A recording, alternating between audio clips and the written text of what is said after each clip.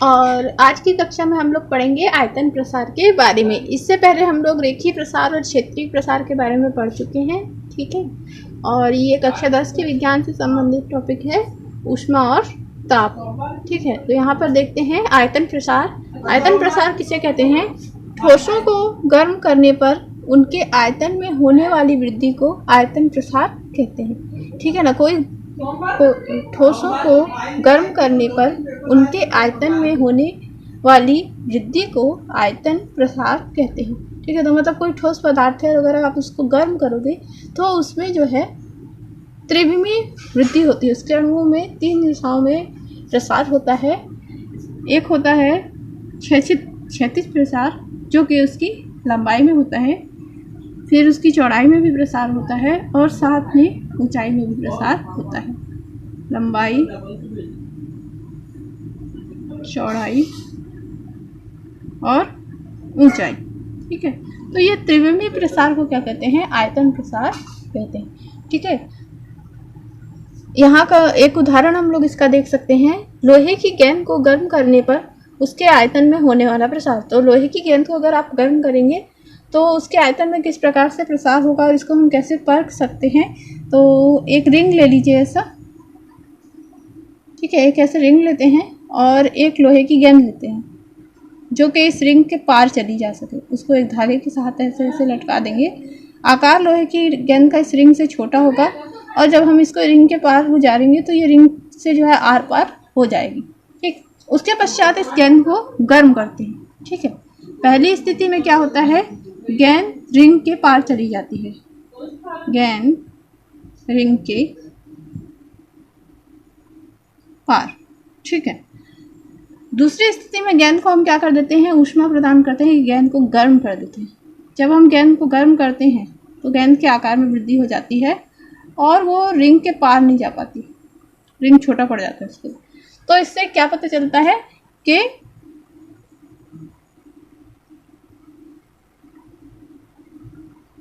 गेंद रिंग के पार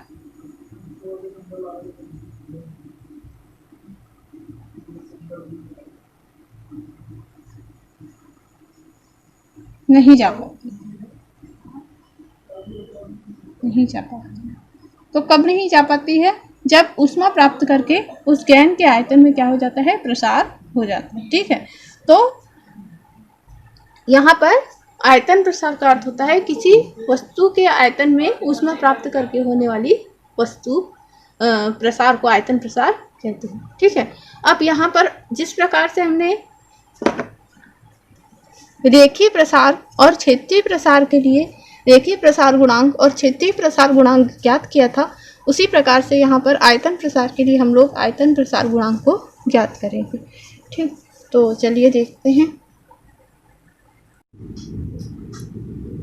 आयतन प्रसार गुणांक किसी पदार्थ के एक पिंड का ताप 1 डिग्री सेल्सियस बढ़ाने पर उसके आयतन में होने वाली वृद्धि तथा पिंड के आरंभिक आयतन के अनुपात को उस पदार्थ का आयतन प्रसार गुणांक कहते हैं, ठीक है। क्या होता है? किसी पदार्थ के एक पिंड का ताप कितना बढ़ाएंगे हम लोग? 1 डिग्री सेल्सियस तक बढ़ाएंगे और उसके आयतन में जो वृद्धि होगी और जो उसके आयतन में क्या होगी? कुछ वृद्धि होगी और जो उसका आरंभिक आयतन होगा, उन दोनों के अनुपात को हम क्या कहेंगे? आयतन प्रसार गुणांक कहते हैं, ठीक है। इसको ऐसे भी समझ सकते हैं, किसी वस्तु के आयतन में वह प्रसार जो वस्तु के आयतन का ताप 1 डिग्री सेल्सियस बढ़ाने पर होता है, उसे आयतन प्रसार गुणांक कहते हैं, या वह आयतन प्रसार गुणांक कहलाता है, ठीक है।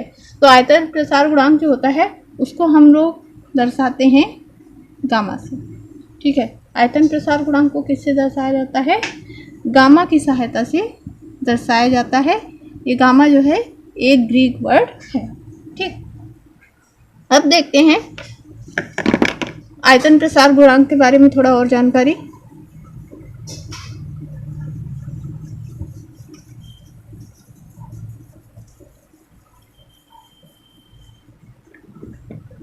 ठीक, तो आयतन प्रसार गुणांक को कैसे उसको सत्यापित करके देख सकते हैं। माना कि माना कि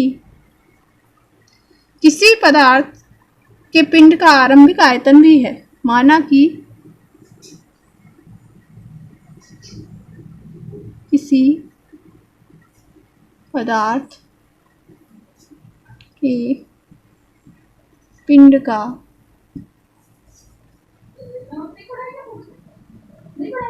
आरंभिक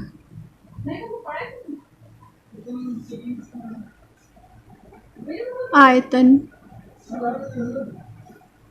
V है। V यानी वॉल्यूम है ना, V से इसलिए आयतन को दर्शा रहे हैं क्योंकि वॉल्यूम बोलते हैं इंग्लिश में। तो किसी पदार्थ के पिंड का आरंभिक आयतन क्या है? V है। और इसको अगर हम T ताप प्रदान करते हैं, ठीक है, जब V वॉल्यूम पे है तो उस समय इसका ताप जो है T है, और हम इसको कुछ अतिरिक्त ताप प्रदान करते हैं, इकाई ताप इसको प्रदान करते हैं, तो इसके ताप में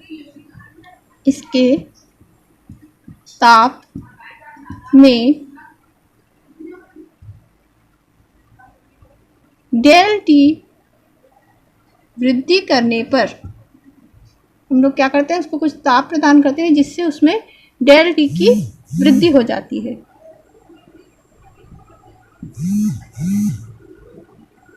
करने पर इसका आयतन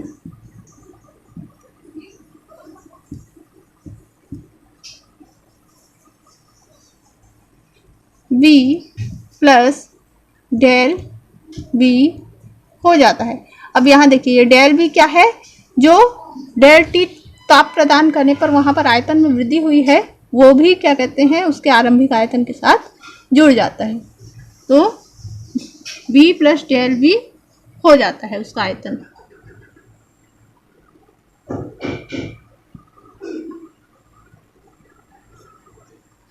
ठीक है,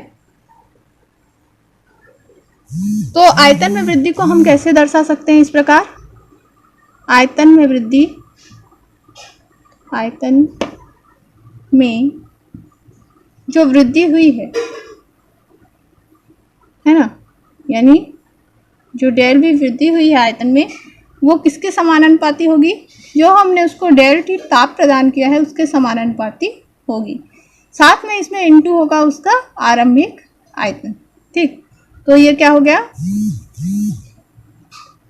जो आयतन में वृद्धि हो रही है ताप प्रदान करने पर, वो दिए गए ताप तथा आरंभिक आयतन के गुणनफल के समानुपाती होता है।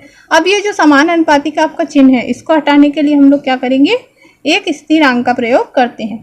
ठीक, तो यहाँ पर या इसको ऐसे भी लिख सकते हैं, या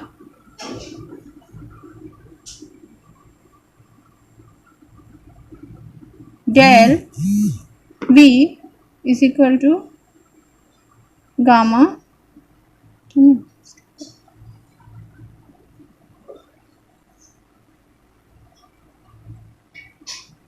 into del T into V, है ना। तो ये क्या हो गया, जो आयतन में वृद्धि हो रही है उसको ज्ञात करने का सूत्र हो गया, ये जो है हमारा समीकरण। ठीक, अब ये जो गामा है ना, गामा जो है यही क्या है, हमारा आयतन प्रसार गुणांक है। गामा ही क्या है, हमारा आयतन प्रसार गुणांक।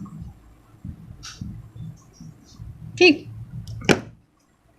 इसको हम और किस तरीके से लिख सकते हैं? ये जो गामा होता है यह एक नियतांक होता है और ये ठोस पदार्थ की प्रकृति पर निर्भर करता है ना। मतलब प्रत्येक जो ठोस पदार्थ है जिसके आयतन में वृद्धि हो रही है, उसके लिए जो आयतन प्रसार गुणांक है उसका मान जो है पृथक पृथक होगा।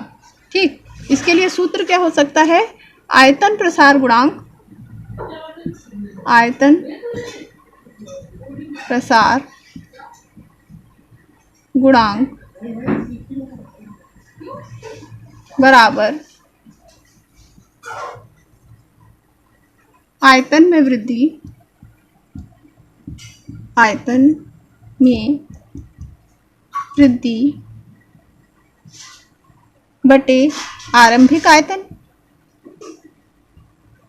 आरंभिक आयतन गुणित ताप में वृद्धि। ठीक, अब इसका जो आंकित मान है वो लिख देते हैं, है ना। तो आयतन प्रसार गुणांक को हम लोग किससे दर्शा रहे हैं? गामा की सहायता से दर्शा रहे हैं। इसके ऊपर में आयतन में वृद्धि को किससे दर्शाते हैं? डेल V से। आरंभिक आयतन को किससे दर्शाएंगे? V से। और ताप में वृद्धि को किससे दर्शाते हैं? डेल T से। ठीक है, तो ये जो है हमारा आयतन प्रसार गुणांक ज्ञात करने का सूत्र के समक्ष आ गया है ना। अब यहाँ पर देखिए, ये जो डेल T है, अगर इसका मान कितना हो? 1 डिग्री सेल्सियस हो, मतलब हम जिस भी वस्तु के ताप में वृद्धि कर रहे हैं और उसके ताप में वृद्धि होने से उसके आयतन में वृद्धि हो रही है। तो मान लीजिए कोई वस्तु है जिसका आरंभिक जो आयतन था वो V था और उसके आयतन में कुछ वृद्धि हो गई डेल T ताप प्रदान करने पर। तो अगर ये ताप 1 डिग्री सेल्सियस हो, जो डेल T ताप हमने प्रदान किया 1 डिग्री सेल्सियस हो, तो इस सूत्र में अगर आप रख देते हैं डेल V बटे V इंटू 1 डिग्री सेल्सियस है तो यहाँ क्या आ जाएगा? 1 आ जाएगा। 1 का गुणा V से करेंगे तो कितना आएगा? V ही आएगा, यानी कि क्या हो जाएगा? डेल V बटे V। तो जो हमारा क्षेत्रीय आयतन प्रसार गुणांक है या आयतन प्रसार गुणांक, ये किसके समानुपाती होता है या किसके बराबर होता है? जो आयतन में वृद्धि है और जो आरंभिक आयतन है उसके अनुपात के समानुपाती होता है। ठीक है, तो आज के वीडियो में बस आयतन प्रसार गुणांक का मात्रक प्रति डिग्री सेल्सियस होता है। ठीक है, तो आज के वीडियो में बस इतना ही और हमारे चैनल को लाइक और सब्सक्राइब जरूर कीजिए।